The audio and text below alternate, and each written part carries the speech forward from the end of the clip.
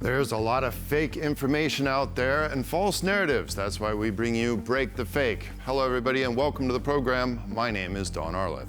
Recently, the Russian Foreign Ministry spokeswoman Maria Zakharova said the Russian armed forces strike on the Ukrainian city of Kriviri targeted the venue of a meeting of the armed forces of Ukraine commanders and mercenaries. Ну и, конечно, в высшей степени циничной и лживой была реакция Зеленского на нанесенный 4 апреля российскими вооруженными силами высокоточный удар ракетой в фугасном снаряжении по месту проведения совещания командиров соединений ВСУ с участием западных инструкторов в ресторане «Магеллан» в Кривом Роге. So let's break this fake down, as we always do here. Russia launched a missile attack on Kriviri on Friday, April 4th, using an Iskander-M ballistic missile with a cluster munition warhead, designed specifically to hit a larger area and maximize casualties. The strike hit a playground, a cafe, and the courtyard of a residential building. There was also a school nearby. Let's take a look at a video from the cafe, which, according to Maria Zakharova, hosted no fewer than 85 officers.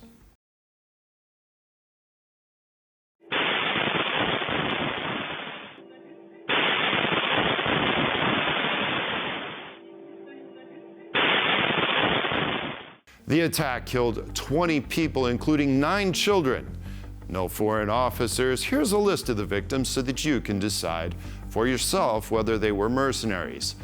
Timothy, who was just 3 years old, 7-year-old Radislav, were 15-year-old teenagers Danilo, Mikita, and Alina, servants of a foreign power. These are just some of the children whose lives were snatched by the Russian ballistic missile strike. Soon after, the UN Human Rights Monitoring Mission said in a statement that the April 4th attack on Kriviri claimed the largest number of children victims killed in a single attack. Now let's see Russia's UN ambassador, Vasily Nembenza, speak at a UN Security Council meeting.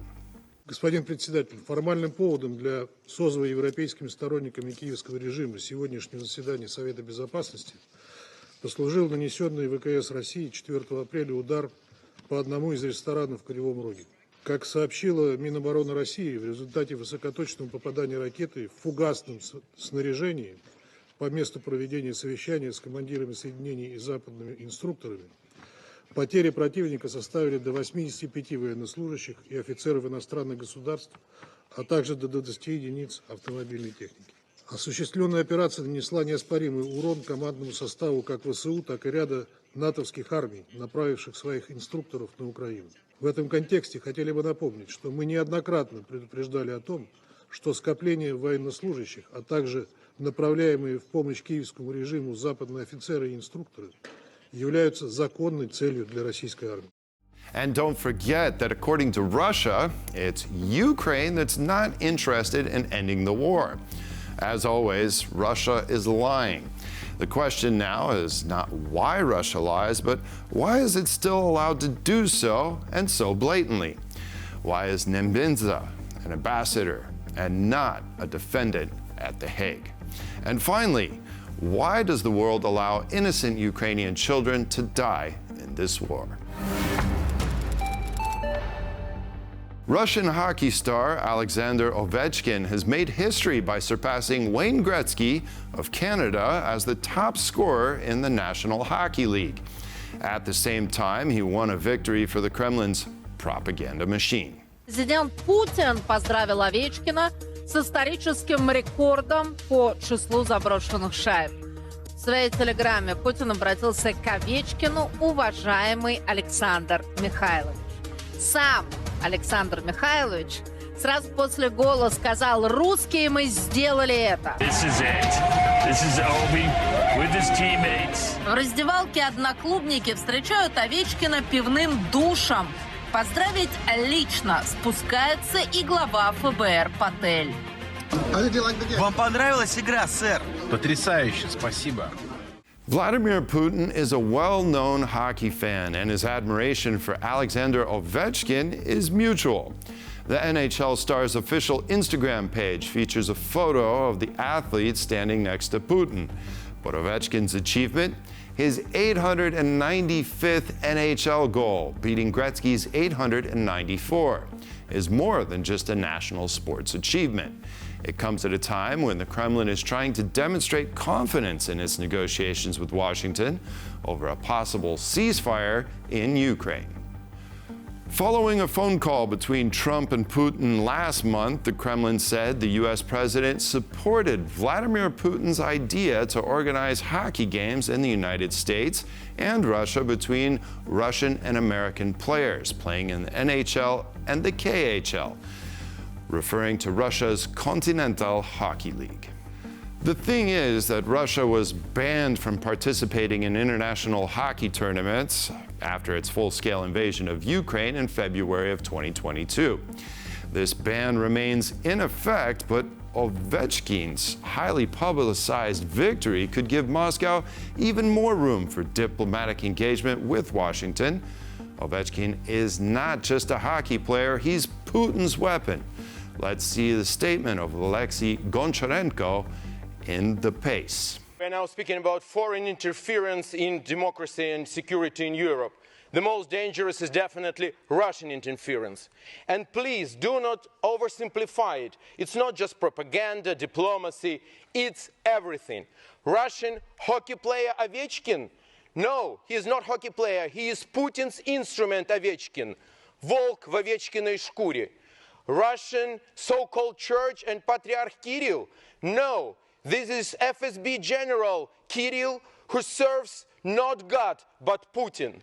Russian opera diva Netrepka, whom you now again welcome in London and Paris. No, it's Putin's diva Netrepka and Putin's instrument. Be aware. Russian sport is not separated from the state. It's one of its instruments. Those who say that the sport should be outside politics should also recognize that Russia uses sport as a political weapon. Another day and another nuclear threat from Russian propagandists. Do we miss it? Not really. Do we want to show you more of this nonsense? Of course. According to Solovyev, Russia should use nuclear weapons because if it doesn't, why did their grandfathers and great-grandfathers pour wild amounts of money into building them in the first place? Well, I don't think this kind of reasoning makes much sense, but yeah, it is what it is. Может, уже лучше долбанем? Ну, да, вот, кстати, Коваль упомянул орешник, что орешник – это новый фактор, который еще даст себя знать и в тактическом, и... А можно старым, добрым тактическим оружием долбануть? Владимир Ильич, ну давайте с ядерным оружием пока повременим. Что же так боитесь ядерного оружия? Что, напрашивали наши деды и прадеды такие сумасшедшие деньги в него вкладывали? Но вы понимаете, такой арсенал тактического ядерного оружия. Я не против долбануть но чтобы в ответ не прилетело, понимаете? От кого? Ну, как от кого? От американцев. Так вы не долбите американцев? Нет, ну если мы начнем долбить Европу, понимаете, там же все-таки американские объекты. Но среди американцев сумасшедших нет. Я себе сложно могу себе представить, чтобы Трамп, зная, что он проигрывает в стратегическом ядерном оружии, вдруг сказал, а давай-ка я заступлюсь за Европу, которую считаю своим врагом и которую сильно не люблю. Давай-ка я сейчас попробую чем-нибудь по России. И тут...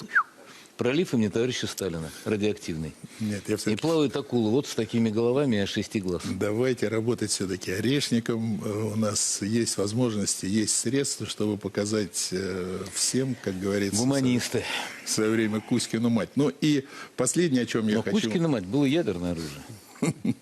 Another day of Russian propagandists desperately trying to show just how important and needed they are. But as it is, the essence of their job is little more than televised blackmail, to which most of us are accustomed to by now. But don't worry, guys, we can play the role of frightened Western masses for you if that floats your boat. I mean, come on, is mutually assured destruction such a hard concept for Russian TV commentators, so hard to understand? Anyway, it's not the first time, and trust me, it won't be the last.